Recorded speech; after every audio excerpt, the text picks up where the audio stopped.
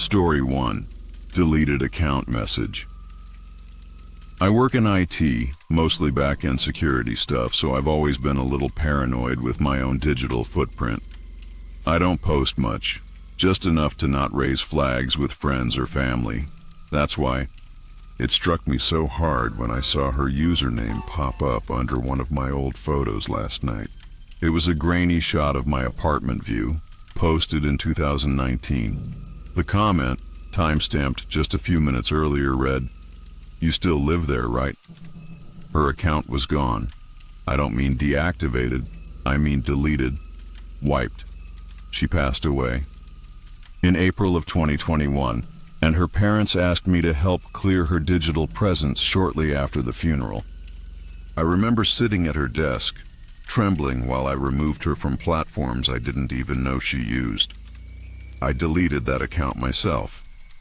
At first I thought maybe someone hacked an old backup or scraped her identity somehow, but her handle wasn't even public. She had changed it twice in 2020, only I would have known the one that showed up in that comment. And when I clicked on the profile, nothing. Just user not found, no photo, no followers, no posts. I tried to screenshot it, but the comment disappeared before I could. I sat frozen in the dim light of my living room, phone still in my hand. It was after midnight. The windows were shut, but I kept feeling little drafts, like the temperature dipped just enough to raise the hairs on my arms. My cat, usually glued to my side at night, had been hiding under the couch since I came home. That wasn't like her. I checked the account recovery logs. No attempts to log in since I shut it down. No security breaches, no anomalies. I even pulled metadata from the page where the comment showed. The post ID matched. My IP hadn't changed. There was no record of a new session, no data payload, nothing that could explain it. Then I remembered that same photo, the one with the city skyline and faint reflection in the glass, had always bothered me. There was a shape in the glass, something barely visible behind me when I took it. I'd always told myself it was just a shadow, probably a coat hanging weird. But last night it didn't look like fabric. It looked like hair. I went back to the photo and zoomed in. The lighting played tricks, but now it felt unmistakable. There was a figure, female, standing just behind the edge of the frame. Not quite touching me, but close enough to be watching. My chest tightened. I'd looked at this picture dozens of times. Why did I never really see it? The lights flickered once, then again. A third time slower. I stood up, unsure what I planned to do. My phone buzzed again, just once. No new notifications. Just a vibration, like a call that never connected. My cat darted from under the couch and stared at the front door, ears flat, body tense. I didn't sleep. I left the apartment around 3 a.m. and sat in my car until sunrise. Every time I refreshed the post, the comment was gone. But the notification badge still lingered. One comment, no visible content, just a ghost of a message. I stopped trying to make sense of it around dawn. I still live here. I told myself that was a coincidence. But just now, opening my email at work, I saw a draft saved under her old name. Blank subject, no message, just a recipient. Mine. If anyone else has seen something like this, something digital that shouldn't exist anymore, please tell me. I need to know I'm not the only one. Story 2. Ghost tag on Instagram. I was halfway through my night shift at the convenience store on Roosevelt and 71st, trying to stay awake by reorganizing gum packets, when I felt my phone buzz in my apron pocket. Just a notification. I thought maybe a meme from Carla or a late comment on one of my reels. But when I glanced at the screen, I froze. You were tagged in a photo. The username was familiar, though it hadn't appeared in years. Amari forever. Maria, my cousin. She died in a car crash on the Cross Bronx 3 years ago. At first, I thought someone had hacked her account, but when I tapped the notification, it opened to a blurry photo taken just outside the store. The timestamp said it had been uploaded 8 minutes ago. The picture showed the parking lot empty except for a few littered cups and a rust-colored sedan parked under the flickering lamp. The store's neon sign bled into the image like a wound. I recognized it instantly. That's what it looked like, right then, at that exact moment. I even saw my own shadow cast by the glass door in the corner of the frame. I stepped outside, heart pounding harder than I'd admit to anyone. The sedan was there, same angle, same broken taillight. No one inside. I looked around, checked behind the dumpster, scanned the sidewalk. Queens never truly sleeps, but that corner felt like it had been vacuumed of people. Back inside, I locked the door, something we only did during inventory or a fight. I pulled up the profile, Maria's. Everything was still there. Old photos of us as kids at the beach. Her graduation pic, a selfie posted a week before the accident. Nothing had changed, except the new post. And then I noticed something. She was following only one person now. Me. I don't know why that part hit harder than the rest. I didn't remember being her last follow. I hadn't even checked her profile in over a year. But there it was. I scrolled through the comments. None. The caption was just a single period. I tried to screenshot it, but the screen froze. For a full 10 seconds, the image jittered like static. When it finally responded, the post was gone. I swear I didn't imagine it. I saw the alert. I saw the photo. I stepped outside and matched it with my own eyes. I didn't tell anyone the next day. Not my manager, not Carla, not even my mom, Maria's aunt.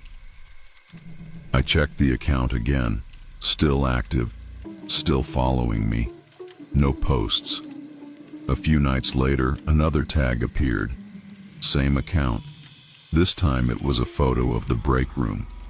My coat, draped over the chair. The timestamp matched the moment I had stepped outside to smoke. There's no camera in there, no windows, no one else working that night. Now I get these tags once or twice a week. The photos are always recent. Always. From places I've just been or about to enter. I don't know who or what is posting them. But sometimes, just before I open the app, I get this sensation like someone's standing just behind me, watching me unlock my phone. If anyone else has experienced something like this, please let me know. Am I going crazy? Story 3. Likes from beyond. I never liked posting much on social media, especially not after what happened to Adam. But yesterday, for whatever reason, I snapped a photo in the lab and captioned it, "Back in the morgue," half joking. It was an old nickname between us. Adam used to call the pathology lab the morgue because it smelled like ethanol and quiet failure. No one else ever picked it up. That's why when I saw his name under the likes this morning, I dropped my phone. Adam died last fall. Car crash on I-25. It was raining. He was heading back from a night shift, and they said he fell asleep at the wheel. Open casket, though I still wish I hadn't gone. I don't remember much from the service, just the smell of lilies and the way his mother kept rubbing her thumb over his picture. Everyone took it hard, but I deleted him from all my apps after the funeral. It felt too strange seeing his face pop up like nothing had happened. I checked twice before believing it. His name was right there, Adam H. Heart icon glowing next to it. No mutual friends had access to his account. I clicked it. The page was private, no posts, no bio. Just the old profile photo. Him in scrubs, holding a sandwich in the call room, laughing at something behind the camera. I stared at it for a long time. The timestamp said 8:16 a.m. That was about 20 minutes after I left home. At first, I told myself it was a glitch.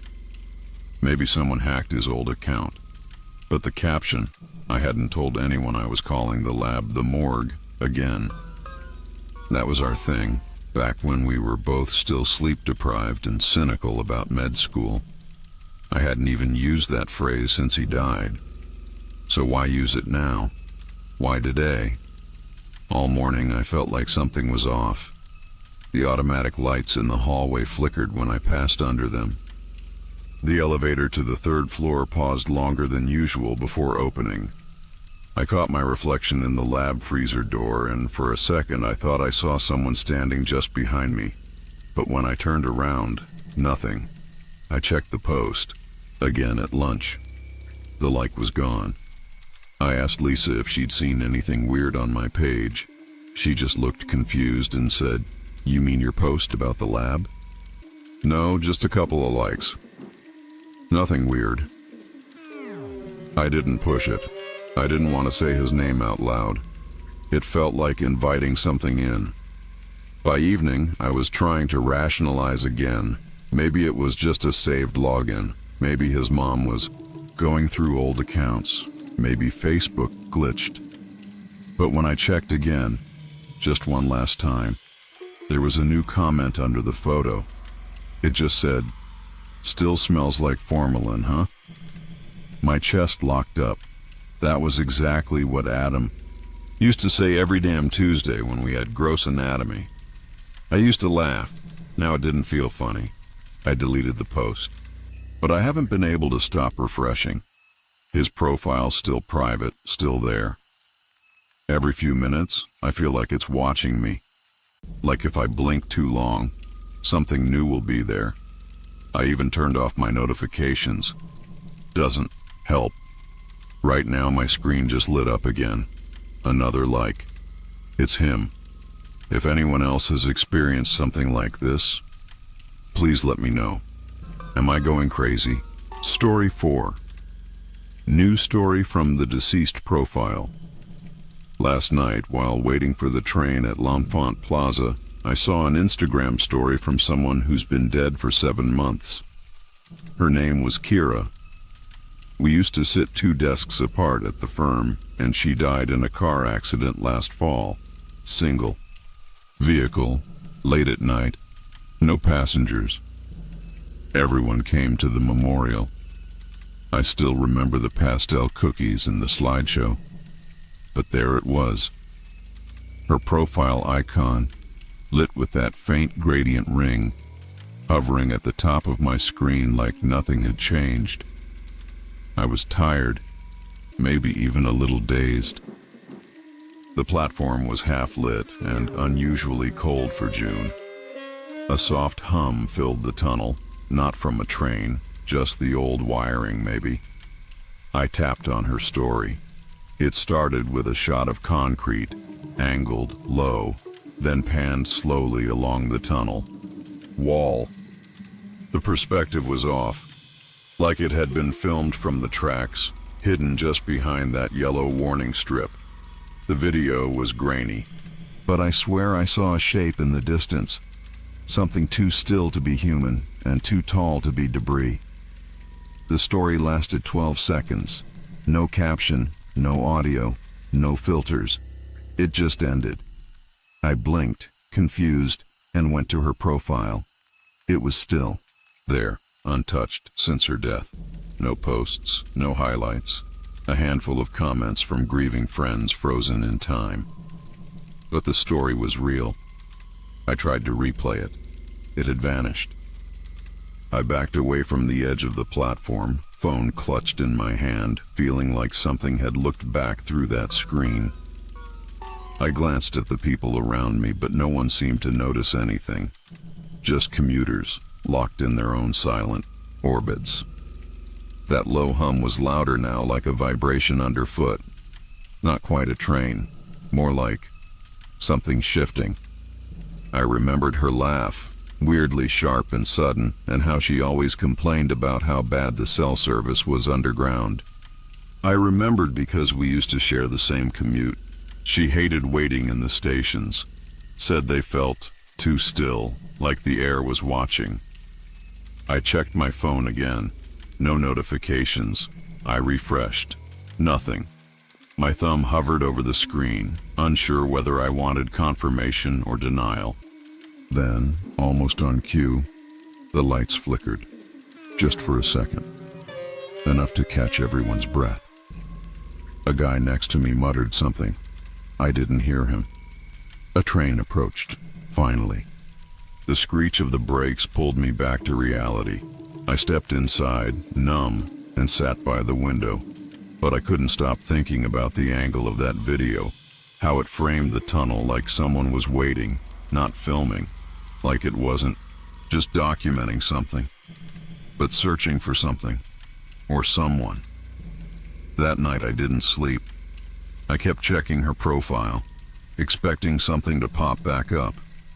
I even screenshotted it while it was live, but now, it's gone from my phone. No image, no cache. Just the sinking certainty that I saw something I shouldn't have. Something meant to vanish. The next morning I opened Instagram again out of habit. Her profile was still silent. But then I noticed something new. An account I didn't recognize had followed me. No name, no posts, no followers. Just a black profile picture. And a bio that said, "You saw it too." If anyone else has experienced something like this, please let me know. Am I going crazy? Story 5. DM from my dead grandma. I hadn't even unwrapped my sandwich when my phone buzzed. One new message on Facebook. It was from my grandmother, the one who died 4 years ago. "Did you take the key I hid behind the bookshelf?" I just stared at the screen, motionless, while the AC hummed through the car. I could still hear the clicking sound the app made when I went offline to take my lunch break. I hadn't visited her page in years. As far as I remembered, no one had. Her profile was like a locked room in an abandoned house, still untouched, and full of things you'd rather not disturb. I tapped on her name, half expecting it to glitch or disappear. But there it was. Her photo, still the same soft smile, under that faded pink scarf she always wore. The last seen timestamp said today, 1:07 p.m. It was 1:09. I looked around. My car was parked beside a dusty taco truck near Midtown, sun hitting the windshield in streaks. No one else nearby. Just that message, sitting there like it belonged. I thought of a dozen explanations. Maybe someone hacked her account. Maybe a relative got access and thought this was funny. But who even knew about the bookshelf? That old creaky one in her guest room, and the key, that was real. She'd once told me, casually, like it didn't matter, that she kept the important stuff behind it. I thought it was a joke. She laughed when I asked what stuff. I hadn't thought of that room in years. After the funeral, my mom boxed everything up. I never went back. But now, as ridiculous as it seemed, I felt something gnawing at the base of my spine. I opened the message again. No new replies. I tried to click on her profile, a spinning wheel. Then an error. This profile is no longer available. I drove in silence for half an hour after that, ignoring pings from the ride app, looping around streets I didn't mean to take. I couldn't stop thinking about her hands, how they trembled even while she knit, how she smelled like warm cotton and old vanilla. She wasn't the type to joke, not in life, and certainly not in death. I finally pulled into a Walmart parking lot and called my mom. She picked up after the third ring, distracted as usual. When I mentioned the message, there was a pause. "What bookshelf?" she asked. I described it. "That one? We threw it out years ago. It was full of mold." Then, after a longer pause, "Why are you asking about this now?" I didn't know what to say. I think I mumbled something and hung up. I felt a sudden pressure in my chest, like when you realize you've forgotten something important, but can't remember what. I turned off my phone. I didn't want to look at the screen anymore. That night, I slept with the hallway light on. I hadn't done that since I was a kid. Around 2 a.m., I woke up with the urge to check my phone. It was still off, but the screen glowed faintly. When I powered it on, there were no new messages, no notifications, just my home screen, except the wallpaper had changed. It was a photo I didn't recognize, blurry, taken from a low angle like someone crouched behind furniture. A wooden shelf on the right side, and behind it, something metallic, something small, like a key. I've never saved that image. Never. Taken it. I checked my gallery, but it wasn't there, just the wallpaper, fixed in place. I changed it manually, restarted the phone, reset my settings, but I can still feel it, that photo, like it's burned into the memory of the device. Or maybe into mine. If anyone else has experienced something like this, please let me know. Am I going crazy? Story 6. He commented, "I miss you." I don't usually check my old posts. Most freelancers don't. We're too busy chasing deadlines or dodging existential dread. But last Tuesday around 2:30 a.m., insomnia had me scrolling through my LinkedIn archive like it might somehow calm my thoughts. That's when I saw it. A comment on a copywriting post from last year. "I missed you." The comment was from Alan Wexler, my mentor. The man who taught me how to pitch ideas without sounding desperate, who once called me a blade hidden in velvet. The same man who, 10 months ago, had jumped from the Aurora Bridge and left no note. His funeral was in November. Closed. Casket. I remember the weight in the air, like the world had dropped a few inches. I stared at the screen, heart suddenly loud. Maybe it was a mistake, a ghost in the algorithm. But the timestamp was fresh. Posted 4 hours ago. His profile hadn't been touched since last fall. Same gray portrait photo, same job title. Creative director, retired. And yet, there it was.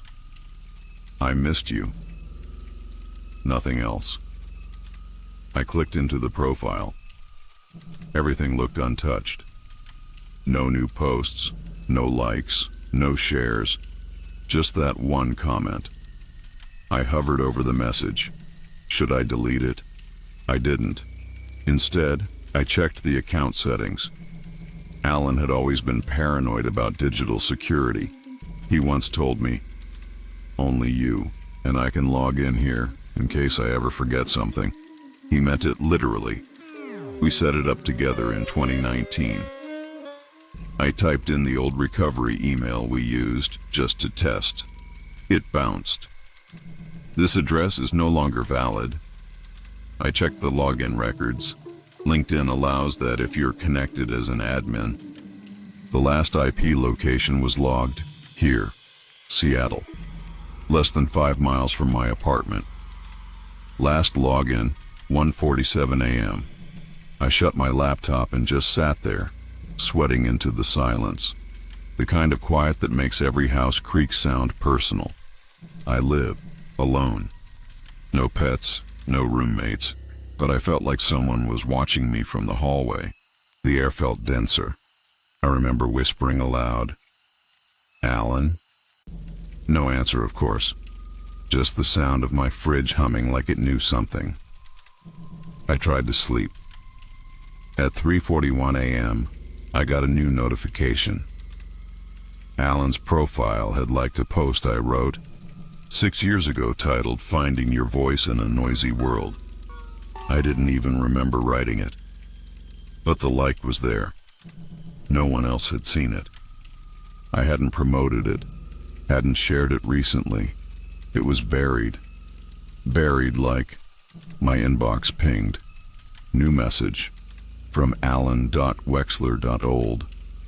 Subject line: "Where did you go?" No body. Just those 4 words. No trace of the account when I clicked on it. Dead link. The email evaporated from my inbox as I stared. No log, no evidence. I knew what I saw. I pulled out an old thumb drive I'd kept from our agency days. It held backups, PDFs, voice notes. I hadn't touched it since Alan's death. Plugged it in. The usual folders. Except one. A new folder, modified yesterday. Named 1230. Inside, a single audio file. Remember MP3. I pressed play. It was his voice, raspy, slower than I remembered. "You left something open. It's still open. I never logged out." Then silence. Then, "I missed you." Static swallowed the rest. That was 3 nights ago. Since then, the lights in my apartment flicker only around 1:45 a.m. My browser opens to LinkedIn automatically, showing Alan's profile every time. This morning, my own status had been edited.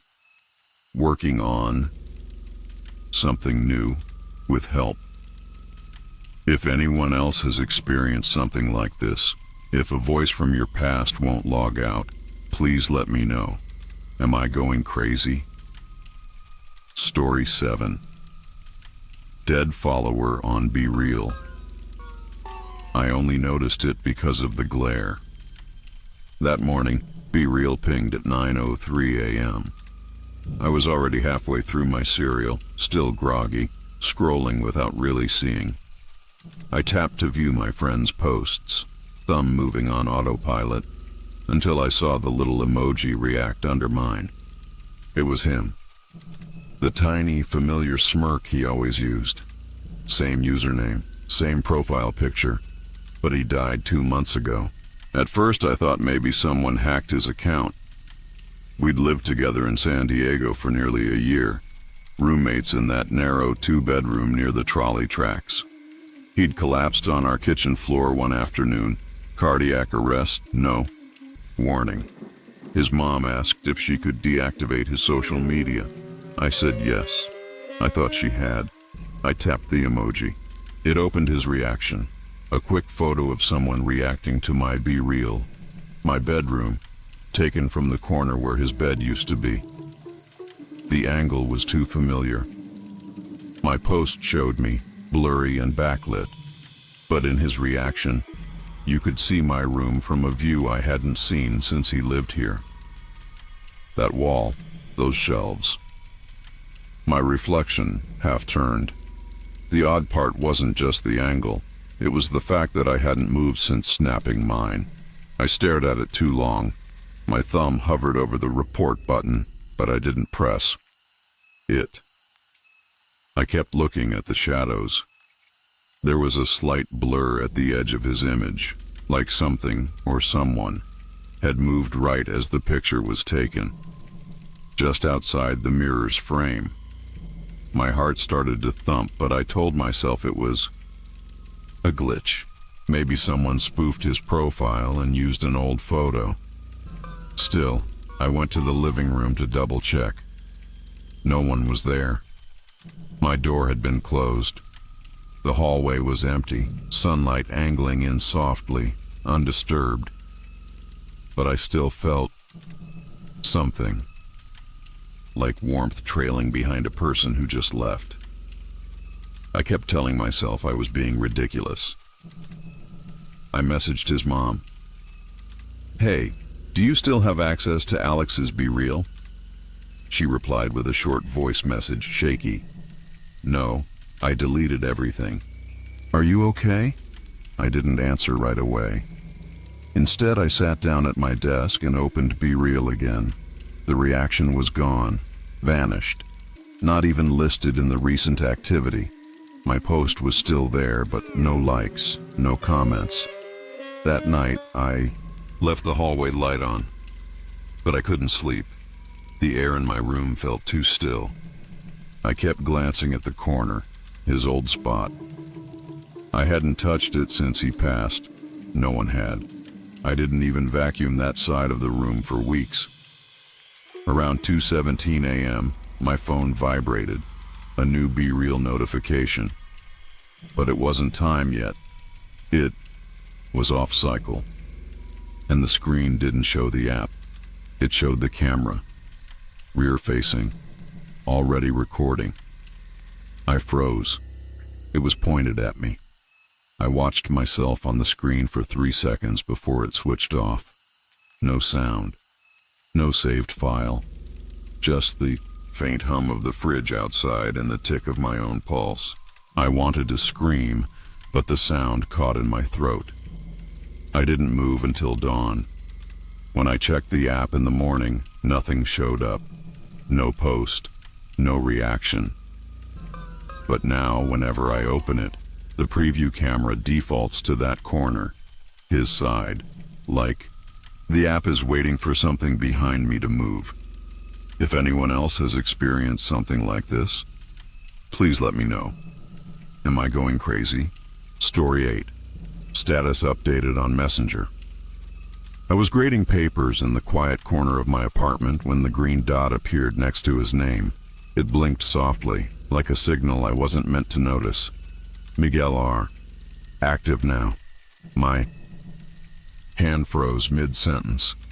I hadn't said his name out loud in weeks. Miguel was one of my 9th grade students. Bright, sarcastic, always chewing the tip of his pencil like it owed him answers. He died 6 weeks ago in the hallway outside my classroom. The day still replays in silence. Sirens, lockdown drills, voices screaming through thick walls. We never saw it coming. I hadn't unfriended him on Messenger. Honestly, I'd forgotten we were connected there. It's the kind of oversight you forgive yourself for. But tonight, at 11:47 p.m., his name wasn't just online. It had a status update. Not alone here. All lowercase. Nothing else. I stared at the screen for too long. I refreshed the app, hoping it was a glitch. Still there, still online. My thumb hovered over the message box, but what could I possibly say? I waited, hoping it would disappear on its own. The air in my apartment felt heavy, like the windows had been sealed shut. I got up and checked them, locked as always. The hallway light flickered when I passed, but it's done that before. I told myself it was nothing. Everything could be nothing if I wanted it to be. I sat back down and clicked into his profile. The last post on his wall was from his mother, 2 heart emojis and Mi Angel. The date matched the funeral. But now beneath it, someone had reacted to the new status. A shocked face from a student in my 2nd period. Did they see it too? My screen dimmed. I touched it to keep it awake, and for a moment it felt warmer than usual. The Messenger app refreshed again. Now, the green dot was gone. Status still. There. Not alone here. I took a screenshot. It failed to save. I called a colleague, whispered into the phone like I was breaking some sacred rule. Miguel's account just posted something. She paused long enough for me to hear her dog barking in the background. "You too?" she said. I don't know why, but I turned toward my hallway. No reason, just instinct. It was darker than usual. The kind of dark that doesn't feel empty. I walked toward it, phone still in hand, and listened. There was no sound. No creaking floors. Just the low, steady buzz of my own blood moving behind my ears. At 12:08 a.m., his profile disappeared completely. Search results. 0. Like he'd never been online. Like the update had never happened. But I remember the exact words. "Not alone here." I wrote them down on a post-it and stuck it to my monitor. It's still there. I haven't removed it. If anyone else saw this too, please say something. Please tell me I'm not imagining this. Story 9. Unexpected live on TikTok. I wasn't supposed to be on my phone. The break room lights buzzed above me, flickering like they always did around midnight. My shift was dead quiet. Just me, a half-eaten sandwich, and 20 more minutes until I had to get back to the reception desk. That's when I saw the notification. Ashley is live now. That stopped me cold. Ashley doesn't post lives. She barely even uses TikTok, just reposts memes and the occasional cat video. I clicked the notification more out of boredom than worry. The screen went black for a few seconds, then flickered to a dim, grainy view. A shaky phone camera pointed at the scratched-up interior of an elevator. The elevator wasn't moving. The only sounds were faint static and someone breathing. Harsh, irregular gasps, like they'd been running. I waited, thinking maybe it was a prank or a glitch, but the breathing continued. Then the phone shifted violently, and for a second, I caught a flash of her face. Ashley. I could barely see her, but it was her. Same pink hoodie, same chipped nail polish. She was huddled in the corner of the elevator, staring up at the ceiling. Her mouth was slightly open like she was whispering something, but I couldn't hear it. I turned up the volume. Still nothing but that breath, wet, shallow. I typed into the chat, "Ashley, are you okay?" But the comments weren't loading. The view count stayed at 0, which made no sense. Was it a private stream? Then something moved in the background. Just a blur at first, like a shadow shifting across the metal wall behind her. Her eyes followed it, slowly, deliberately, and that's when I felt it. A chill. Not in the room, but deep in my chest. I stood up. My heart started racing. The screen suddenly glitched, flickers of static, horizontal lines, and when it cleared, the elevator was empty. No Ashley, no motion, just the camera, now lying on its side on the elevator floor, pointing toward the closed doors. I stared, waiting for something, anything, but nothing happened for a full minute. Then the lights inside the elevator cut out. Just pitch black. I don't know why I did it, but I closed the app. Maybe it was instinct, maybe it was fear. I sat back down and stared at the wall for a long time. When I opened TikTok again, the live was gone. Her entire account was gone. I checked Instagram, Snapchat, even texted her. Nothing. Later, I tried describing what I saw to a coworker. He laughed and said I probably dreamed it. "Too much caffeine," he said. But I know I didn't dream it. I checked my phone history. The notification was still there. Ashley is live now. No replay, no profile. That was 2 nights ago, and just now, as I'm writing this, my phone buzzed. Ashley is live now. If anyone else saw this, or if something like this has happened to you, please tell me I'm not the only one. Story 10. Check-in at the funeral home. The notification pinged while I was halfway through a cold sandwich at the airport. My cousin Mark's face, his Facebook profile picture, appeared at the top of my screen. It said he'd just checked in at Chapel Room A, Halverson Funeral Home, Boston. The timestamp was 5:13 p.m. I stared at it. He had been buried at 2. Mark and I weren't that close anymore, but I flew in for the funeral. He was only 32. And his death? Complications from a head injury, they said, had blindsided everyone. The wake had been strange. His body looked untouched, peaceful, but something about the room had felt off. Like the light never settled, like the air buzzed behind the silence. I tapped the notification again, trying to convince myself it was a glitch. Maybe his account was still active. Maybe someone had hacked it. But the post was simple. Still. Here. 2 words. No emoji, no photo. Just the chapel location and his name, Mark T. In bold, bright text, posted from his phone. I texted my aunt, his mother, but she didn't reply. She was probably still at home, sedated. The whole week, she'd walked like she was underwater, lips always moving but saying nothing.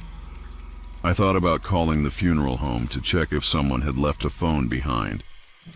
But then again, why would anyone be in Chapel Room A at 5:13 p.m.? The gate agent announced a delay. I looked up and saw the windows darkening. A storm was rolling in. I kept thinking about that check-in. The phrase, "Still here." It didn't sound like a joke. It felt pointed, like someone had waited until the last person left, then reached out just once to say something. I opened Mark's profile again. The post was gone, no trace, not even in his activity log. My stomach dropped. I checked the timestamp on my screenshot, 5:14 p.m. 1 minute after it had gone up, my hands felt clammy, the airport felt loud, and I couldn't shake the image of the closed casket, the heavy scent of lilies, the fact that no one had seen his phone. Back then, at the wake, I remember thinking the chapel didn't smell right. Not just flowers and varnished wood.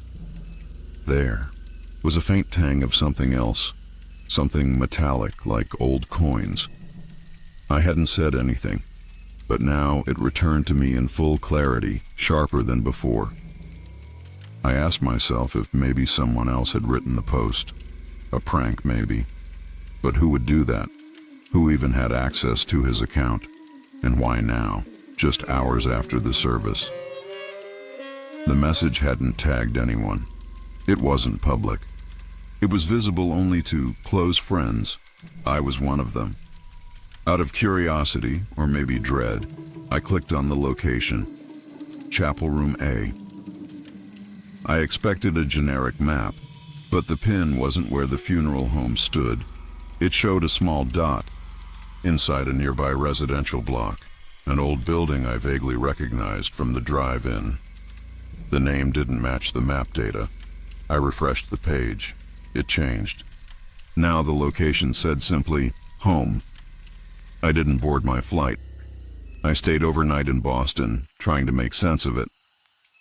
Around 1 a.m. I heard a soft buzz on my phone. His name again. No message. Just a notification that his profile was active nearby. I didn't know what that meant. I still don't. The next morning, I drove back to the funeral home.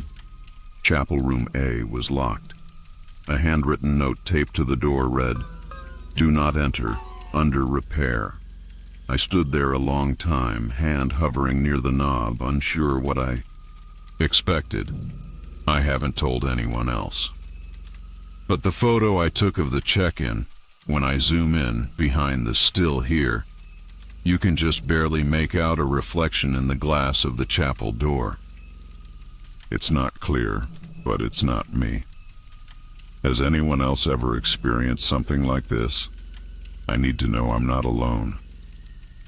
Story 11. Tweet on a holiday. I had barely touched the stuffing when my phone buzzed.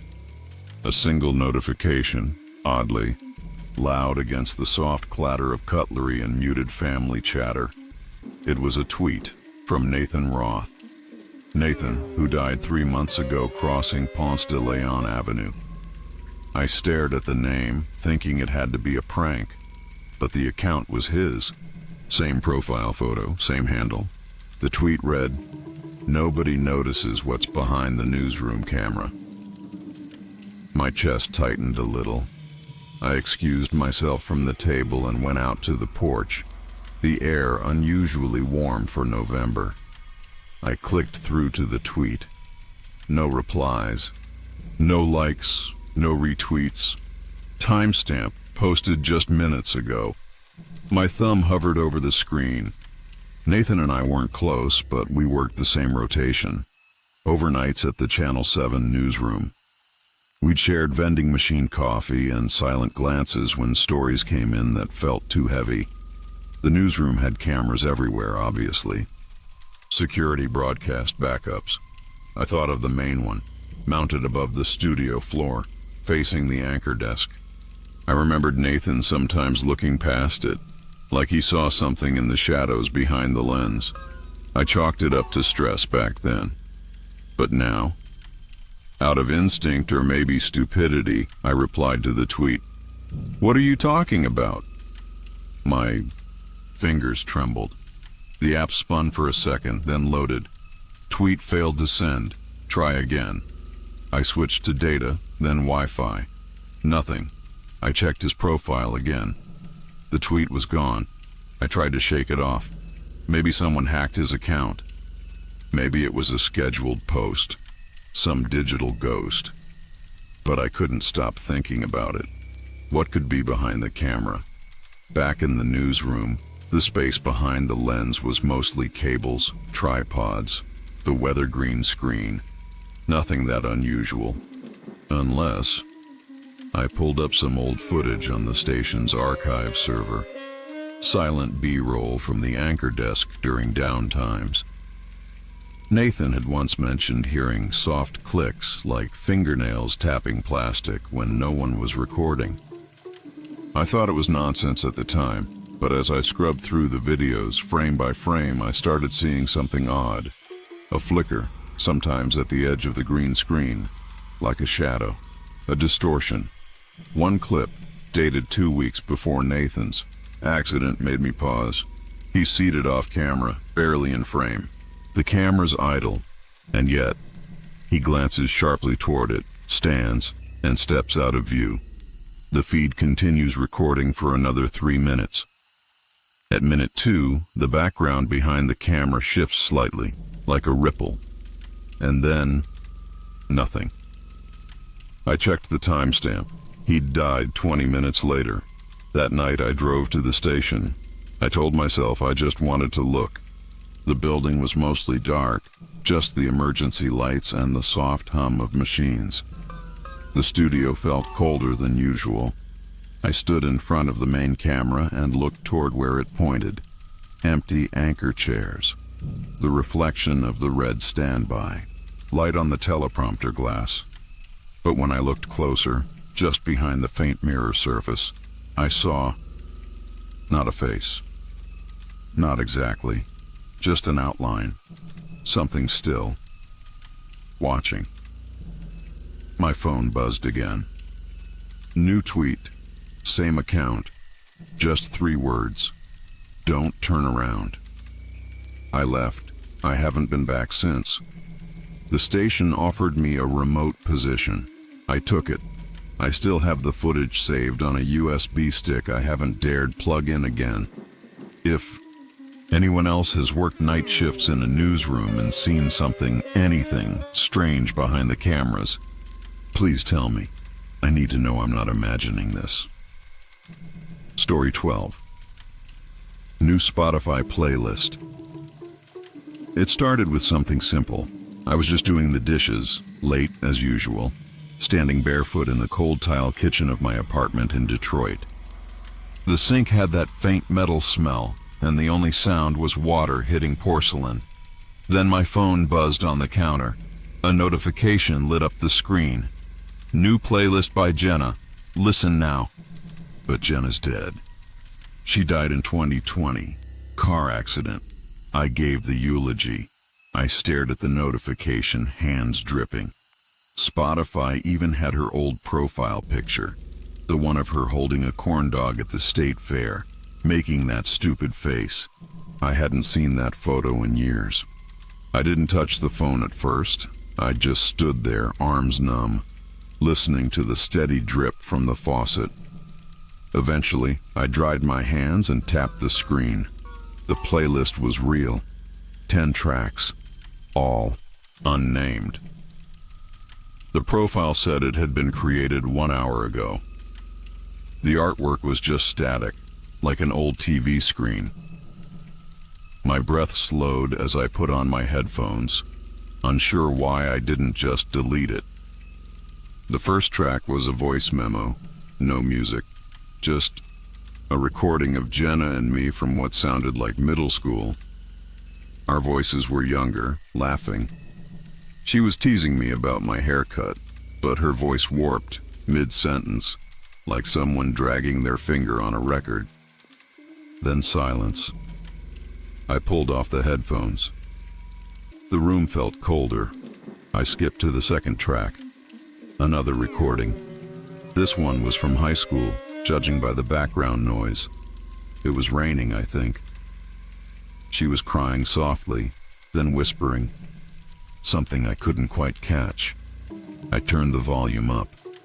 The whisper grew louder, but it wasn't words anymore. Just static pulses between syllables, like someone trying to imitate speech. The third track. That's when I saw it. My reflection in the kitchen window, except I wasn't moving. It was still, staring. My hands gripped the counter harder than I meant to, and when I looked back, it mirrored me again. I tried calling. Mom. It rang once, then disconnected. I checked the time. 12:12 a.m. I don't know why that number bothered me. I hadn't listened to the rest of the playlist yet. My thumb hovered over track 4. This one began with our old home answering machine. I recognized the beep. Then Jenna's voice, clear and current, said my name twice. Eli, Eli, like she was trying to wake me up. Then, stop looking at me. I ripped the headphones out. My ears rang. I opened Spotify again, and the playlist was gone. Not deleted. Gone. No trace. I scrolled and scrolled. Her profile didn't exist anymore. I stood in that kitchen for what felt like an hour. Every time I looked at the window, my reflection seemed slower than me, half a second behind. I went to bed eventually. Didn't sleep. The silence was too full. Today at work, my phone buzzed again. No name this time. Just a new notification. Another message has been added to your playlist. If anyone else has experienced something like this, please let me know. Am I going crazy? Story 13. Yelp review from the missing. I've worked at the same cafe in downtown Miami for 5 years. It's a quiet little place tucked between a laundromat and a Cuban bakery, mostly regulars, mostly uneventful. But yesterday, something odd happened. We got a new Yelp review, 5 stars praising the cappuccino. That wouldn't be strange if it hadn't been written by Mark Delaney. Mark disappeared 2 years ago. I remember him because he used to come in every Wednesday, like clockwork, always at 10:30 a.m., always ordered the same thing, medium cappuccino, no sugar, cinnamon on top. He was friendly in a reserved sort of way. We never spoke much, but he tipped well and smiled often. Then one Wednesday, he just didn't show up. Never came back.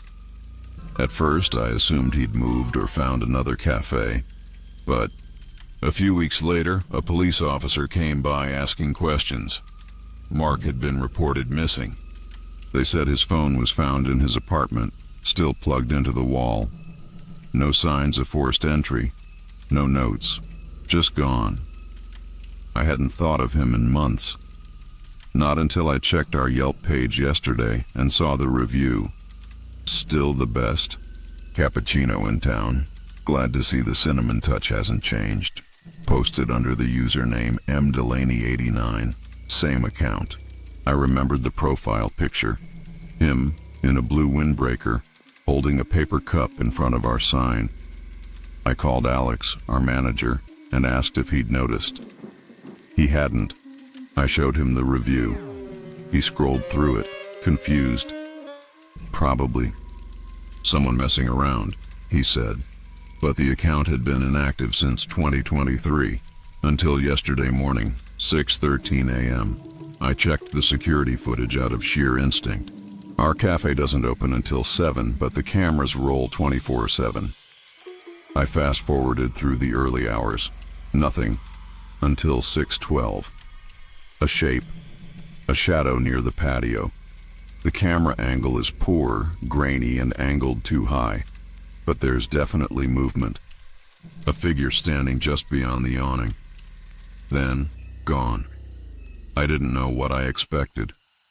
A glitch, maybe. But the timestamp matches. I watched it 10 times. There's something wrong with the way the figure moves. Too still, too smooth. Like it doesn't fully belong in the frame. It's there for 7 seconds. Around 10:30 a.m., a man came in and ordered a cappuccino. Medium, no sugar, cinnamon on top. I froze. He looked like Mark, same build, same voice, but younger, fresher, like an old photo come to life. I didn't say anything, just made the drink, handed it to him. He smiled. Still the best in town, he said, then walked out before I could reply. I checked the footage again, this time from the front counter. There's a gap in the recording from 10:28 to 10:34, just static. That's never happened before. I asked Alex if we had any system outages. He shook his head, said everything was fine. When I checked the trash after closing, I found the cup, still warm, half full. The name written on the side, Mark D, in my handwriting. I don't remember writing it. I didn't sleep last night. Every time I closed my eyes, I saw his smile. Not the kind of smile that says, thank you, the kind that says, I remember. And I can't explain why, but I haven't touched the cappuccino machine since. Something about it feels off. If anyone else has had someone reach out, after being gone for years, please tell me. Please tell me I'm not the only one. Story 14. He followed my new profile. I deleted everything. The photos, the messages, even the backup. Gone. After months of obsessively checking my old Instagram, after reporting the stalker over and over with no results, I finally gave up and started fresh. New username, private account, no tags. Only 5 people had the link. That was this morning. Now it's 11:42 p.m. and I'm staring at the follower request notification. Andrew R. wants to follow you. Same profile picture, same casual bio. Marketing guy, coffee addict, burnt toast connoisseur. That's how he used to joke about his cooking, only. Andrew died 3 months ago. He worked 2 cubicles down from me at our old firm.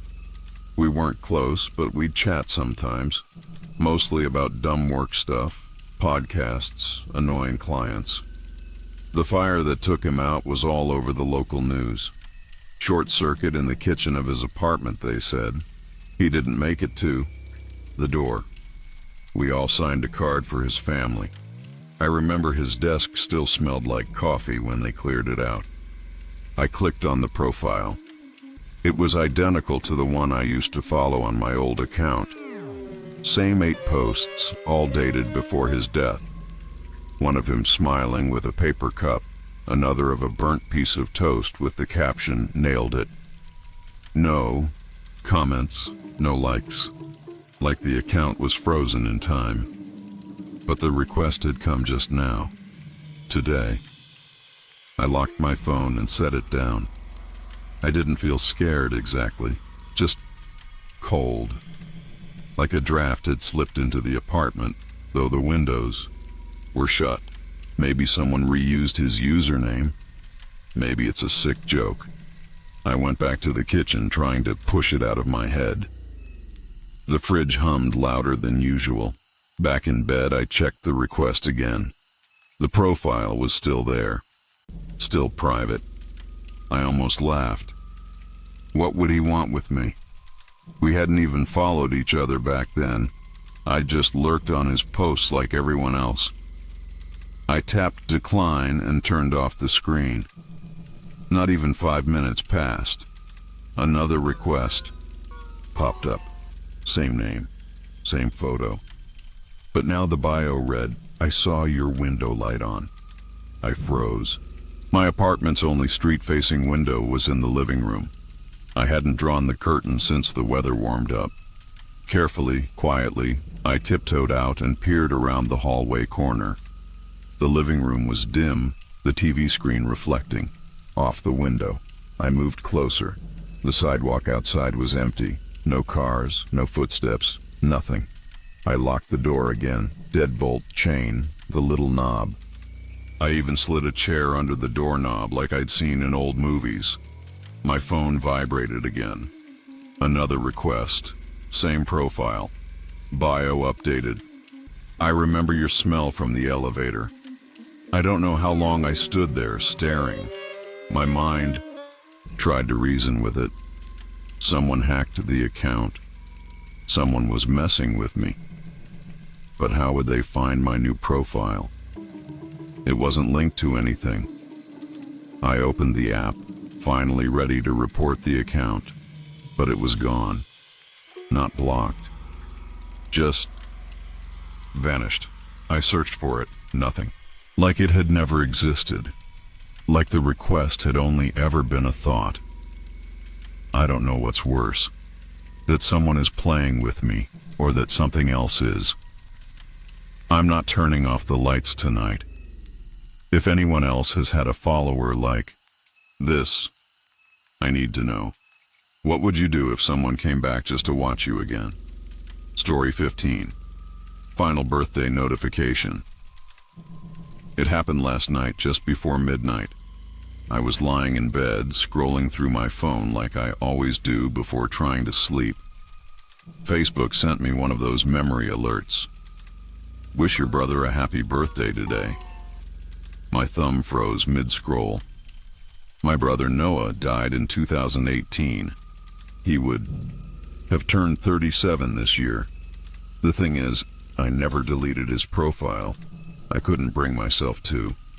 It became a kind of digital shrine, frozen in time, filled with posts from friends who still occasionally left messages on his wall. Grief is strange like that. But what stopped me cold was what came after the reminder. His profile had a new post, dated today. Don't forget me at 11:17 p.m. I blinked at the screen. At first I thought maybe someone had hacked the account.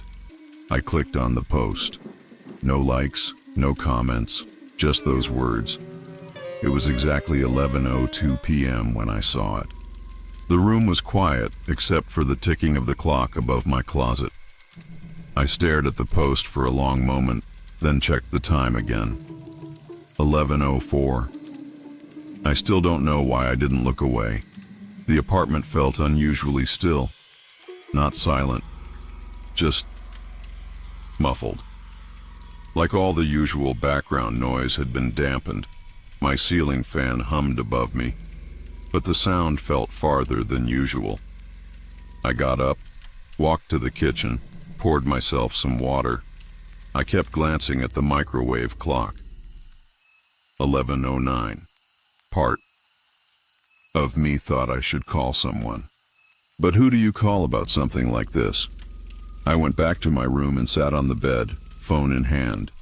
Noah's profile was still open. The post hadn't disappeared.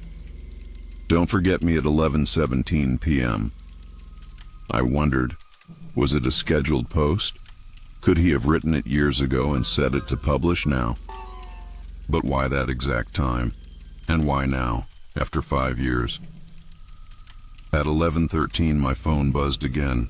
A new notification, another memory. This time it was a photo. Me and Noah, at the beach. I'm holding a slice of watermelon. He's wearing that ridiculous bucket hat he loved. I don't remember uploading it, but there it was, tagged and dated, June 7th, 2014. The caption just read, 11:17 was the best part of that day. My heart thudded. I tried to remember that moment.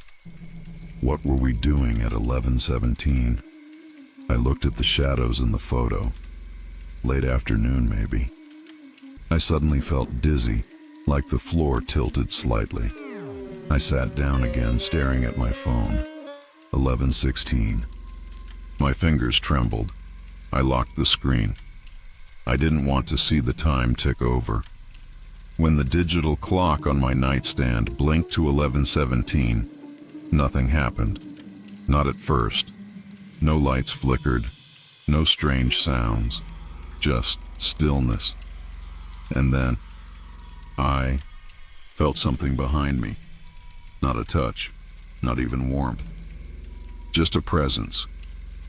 Like someone was standing very, very close. I didn't turn around. My breathing slowed, involuntarily. The kind of stillness that makes you aware of your own heartbeat. Something shifted in the mirror across the room. A shadow, mine, but not quite. Its posture was wrong. It was facing me, even though I hadn't moved. I closed my eyes. I told myself I was tired. That grief was a long shadow, and maybe this was just another way it found to reach me. But my skin prickled in a way I hadn't felt since the night we got the call about Noah's accident. That same cold that starts at the spine. The air felt heavier for a few minutes, or maybe seconds. I honestly couldn't tell. But at 11:23, my phone buzzed once more. A single message. It was from Noah's account. Just one word, thanks. And then the profile disappeared. Not deactivated, gone. Like it had never existed. I didn't sleep. I still haven't figured out what happened. Maybe it was a glitch. Maybe my mind did something cruel and clever. But if anyone else has experienced something like this, please let me know. Am I going crazy? Story 16. Presence on Zoom. It happened on a Thursday afternoon. We were halfway through our monthly performance review on Zoom, the kind of meeting where most cameras stay off and people nod silently while chewing pens. But right before the VP started his usual slide deck, a new video box popped up. The name below it made me freeze. Douglas M. No last name, just the initial. But that was all I needed. Douglas Morgan had been my supervisor until he passed away from cancer last February. At first I thought it was a cruel coincidence. Maybe someone knew had the same name, or the IT department was recycling accounts. Still, the box was just there. Camera off, mic on. A faint rustling, like someone shifting slightly in a leather chair, kept filtering through. No one else seemed to react. I hovered my mouse over the participants list. His name wasn't listed there. The black square remained between my coworker Angela and the HR director. As the VP droned on about Q2 metrics, I leaned in closer. That's when I noticed it. The sound. Not static. Not background chatter. Breathing. Slow. Irregular. As if through a mask or damaged lungs. I muted myself and typed a quick message to Angela. "Do you see Douglas on your screen?" Her reply came instantly. "Who?" I felt my skin tighten across my shoulders. I took a screenshot, opened it. The box wasn't in the image. I left the meeting for a second and rejoined. This time, Douglas's box was gone. But the space between Angela and the HR director hadn't collapsed. The layout still had an invisible slot. It was like something had been removed, not closed. I stared at the empty grid for a moment too long and nearly missed when my own video flicked on, unprompted. I fumbled for the stop video button, my heart in my throat. No one commented, maybe no one noticed. I stayed muted for the rest of the meeting, just watching. Occasionally, I thought I saw flickers in the corner of that missing box. A shift. In contrast, like a silhouette moving across a lightless room. I couldn't prove it, but I saw it. After the meeting, I checked the company's Zoom admin dashboard. No record of an extra participant. No Douglas M in recent users. I even called our IT manager. He sounded tired. Said he'd check. Then paused. "Why Douglas?" he asked. "You know he passed, right?" I said yes. He didn't respond, just hung up. That night, I couldn't sleep. Around 2 a.m., I opened my laptop and replayed the recording of the meeting. I skipped to the moment before the slide deck. The list of participants showed 12 names, but 13 video boxes. The black one was there, clear as day. Except the name wasn't visible anymore. Just blank space. But I could hear the breathing. Slower this time. Closer. I paused the video and sat back. The lamp in my room flickered slightly just once. I checked the door. Locked. Window closed. My mic icon turned on for a fraction of a second. I didn't touch anything. I've tried to forget it. I deleted the file. I even changed my account settings, hoping it was some kind of glitch tied to my old login. But now every Zoom call feels vulnerable. Sometimes when I'm in a meeting, I see that same gap. Just a sliver of missing screen space between two windows. And once or twice, I've heard it again, that slow, irregular breath. If anyone else has ever seen a black box on Zoom with no name, and heard something inside, please let me know. I need to believe I'm not the only one. Story 17. He follows me on Strava. I got the notification just after I finished. Cooling down. Miles Thompson started following you. The name lit up in orange on my Strava app like any new follower. Except Miles died 3 months ago, on that same trail I just ran. It was supposed to be a quick evening loop through Forest Park, like I've done 100 times. The trees were thick, the path muddy from last night's rain. I was timing intervals between mile markers. Focused. I didn't think about him, not until I checked the app. The route he followed was identical to mine. Same start point, same loop, even the detour I took to avoid a downed tree. That's what made my stomach drop. It wasn't just the park, it was my run. Logged yesterday, step for step. I tapped the profile. Same picture, Miles in his Oregon Ducks hoodie, grinning at the finish line. Same stats, same PRs, except his activity log stopped the day he died. April 2nd, cardiac event, they said.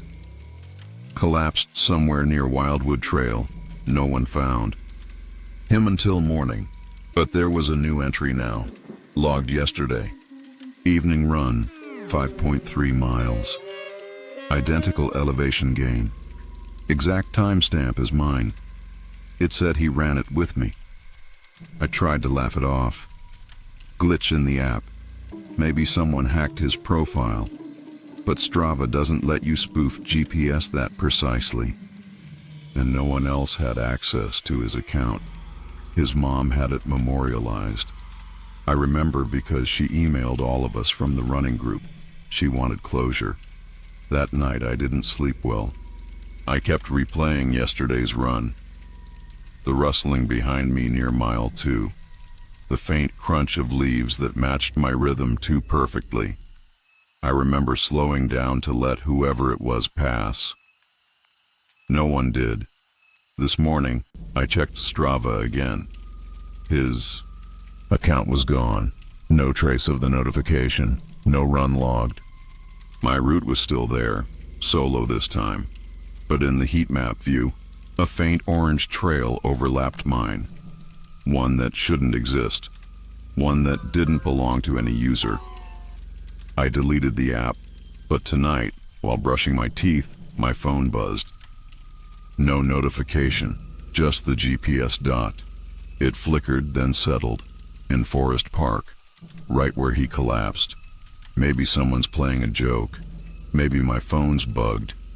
But if you've ever run alone with earbuds in, and suddenly pulled them out because something didn't feel right, you'll understand.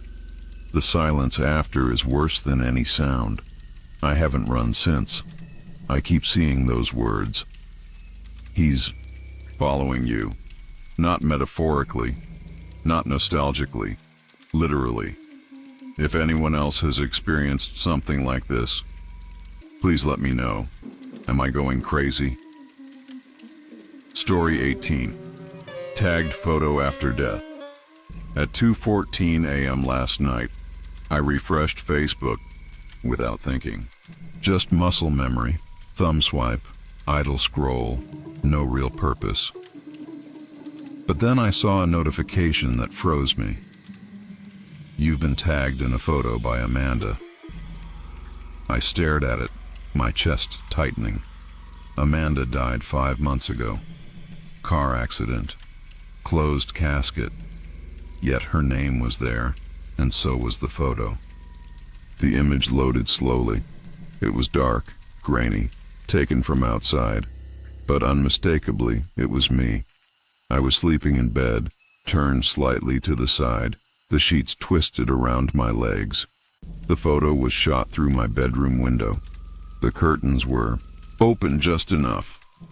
I never leave them open like that. At first I tried to rationalize. Maybe it was a hacker or someone who got into her old account. But why use that photo? And how would they get it? I live on the 2nd floor. There's no balcony.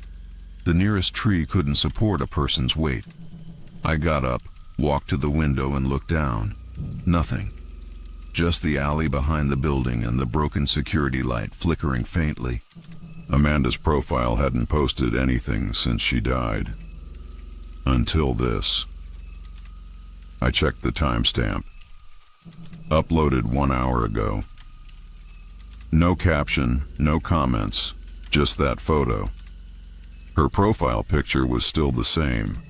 Her laughing at the beach, head tilted, back, eyes squinting against the sun. I remember taking that photo. I still have the original on my phone. Or I thought I did. I opened my gallery and scrolled. All the pictures of Amanda were gone. Not deleted, just not there. Even the screenshots. From our texts, I could see the dates, the empty slots where images should have been, but tapping them did nothing. I thought maybe I'd backed them up, but my cloud drive was missing entire months. April through July, the span of our final weeks together. I didn't sleep. I just sat at my desk, refreshing her profile, hoping the photo would vanish. It didn't. At 3:26 a.m., it got a like from someone named R. No profile picture, no mutual friends, no posts. just a blank account that had only liked that one photo. I clicked on the name, and the page opened with a single quote in the bio. She said she'd watch over you. My hands were shaking. I checked the locks, turned on every light, unplugged my laptop. Around 4 a.m., I turned the phone off and sat in the kitchen. I didn't eat. I just listened. Nothing unusual. But that silence felt dense, like it was pressing against the walls. I kept glancing toward the hallway mirror, afraid I'd see something that shouldn't be there. By morning, the post was gone. Not just from Amanda's profile. My tag disappeared too. But the memory of that photo is burned into me. The angle, the composition, the way my mouth was slightly open, like I was mid-breath. Whoever took it was standing still, right at the glass, for long enough to steady the shot. That's what haunts me most. I haven't told anyone. It sounds delusional. Even now I'm second-guessing if I dreamed it, but I know I didn't. I still see the faint handprint on the outside of the window. I haven't touched it. I'm afraid, too. If anyone else has experienced something like this, someone reaching out through an old account, please let me know. Am I losing it? Or did she really come back? Story 19. Comment from an anonymous profile. They say nothing on the internet ever really disappears. That's been true for me, unfortunately. Last week, during a slow night shift at the casino, I decided to revisit an old YouTube video someone had posted years ago. It showed a security incident from 2019, a brawl near the roulette tables. I was in the background, blurry but clearly recognizable. That was the same year Diane died. The room was dim, humming with fluorescent lights. I was alone in the break room, feet propped on the plastic table, sipping stale coffee. The video only had a few hundred views, mostly ignored. But when I scrolled through the comments, I saw one that hadn't been there before. I saw you that night. No name. Just a black profile photo.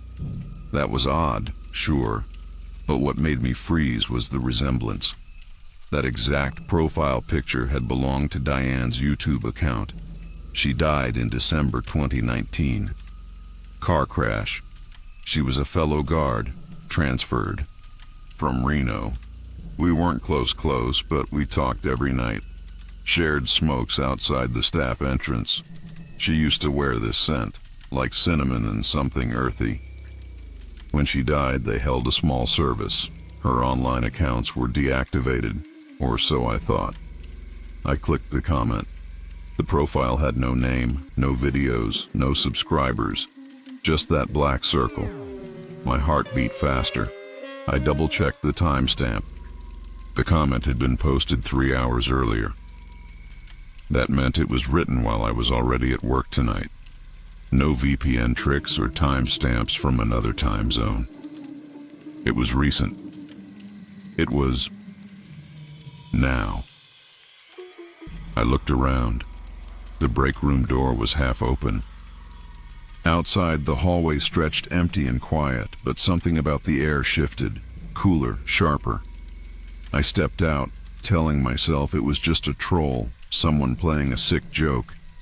But how would they know about Diane, or pick that exact photo? I never shared that video with anyone. I pulled up her old profile through archived links. Dead end. It no longer existed. YouTube said it had been removed for inactivity, yet the black photo account still showed as active. My hand started shaking. I opened the comment again. This time, a reply had appeared beneath it. From the same user. Just 4 words. You didn't look up. I slammed the laptop shut. It's been 3 days. The casino feels colder lately. Sometimes during patrol, I catch a whiff of cinnamon near the elevators. The cameras flicker near the east wing, the one Diane used to monitor. I checked the video again tonight, comments gone. But now, when I pause it at the 0:42 mark, I see someone behind me, just for a frame. No uniform, no face, just standing there. If anyone else has seen something like this, if your dead colleagues are commenting, please say something. Before I stopped looking up too. Story 20. Snap map in motion. Not after everything that happened. Not after the crash. I've kept the app on my phone mostly out of habit, but I stopped looking at Snap Map. It was too painful. After Liam and Carter died last fall, their Bitmoji icons just disappeared. No more cheesy filters or late-night location updates from that winding stretch of Route 43. Until tonight. It was around 11:40 p.m. I was in bed, not sleepy, just scrolling. The screen froze for a moment, then loaded. A blue glow lit up my room as the snap map came into focus, and there it was. Liam's Bitmoji, sitting right at the bend where the guardrail still has scrape marks from their wreck. I blinked, tapped. The icon moved. There was a caption under his profile bubble. Just 5 words. Back to get something. My mouth went dry. It had been 9 months. No one had access to his account anymore. His phone had been destroyed in the crash. His parents shut everything down. I knew this. I was at the memorial when they confirmed it. I stared at the screen, my thumb hovering. His icon hovered, too. Then it inched forward, like someone walking. Not in a smooth glide, more like jerky GPS updates, as if walking with a weak signal. Always along that same stretch of road, just outside the city. I told myself it had to be a glitch. Some kind of old cached data. But the timestamp read now. The room felt colder. I checked my thermostat. It was still set to 72. I put on a hoodie, then opened Liam's last saved story out of instinct. It was just a video from that night. Inside the car, Carter driving, Liam laughing. The clip froze before it finished, glitching into static. I'd never seen that happen before. I locked my phone and got up to check the window. My apartment faces north, nowhere near Route 43, but I kept thinking I'd see headlights or something in the dark. Nothing, just the blinking street lamp and the usual hum of traffic. But when I sat back down, a notification appeared. It was from Liam. Do you remember where we hit it? No picture, just that. I dropped my phone. My fingers shook as I picked it up again, but by then the message had vanished. No trace. I refreshed the thread. Nothing. No message history at all. I tried searching his username, but it showed user not found. Then Carter's icon lit up. Same location. A little farther down the bend, his Bitmoji facing the opposite direction. The screen zoomed out slightly, showing both of them now. 2 dots on the same road. Carter's status updated too. Almost there. I turned my phone off completely and threw it across the room. Tried to breathe normally. Tried to tell myself I was overtired. But when I plugged it back in hours later, their profiles were gone again. The road was empty. The map still. As if none of it had ever happened. But now, every time I pass that curve, I can't help but slow down. I keep expecting to see 2 figures by the guardrail, staring down at the asphalt. And I keep wondering, what exactly were they looking for? If anyone else has seen old accounts become active again, please tell me I'm not the only one.